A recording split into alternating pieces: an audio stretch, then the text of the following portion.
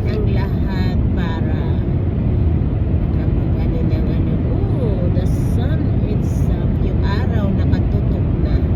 Anyhow, good morning Abangers!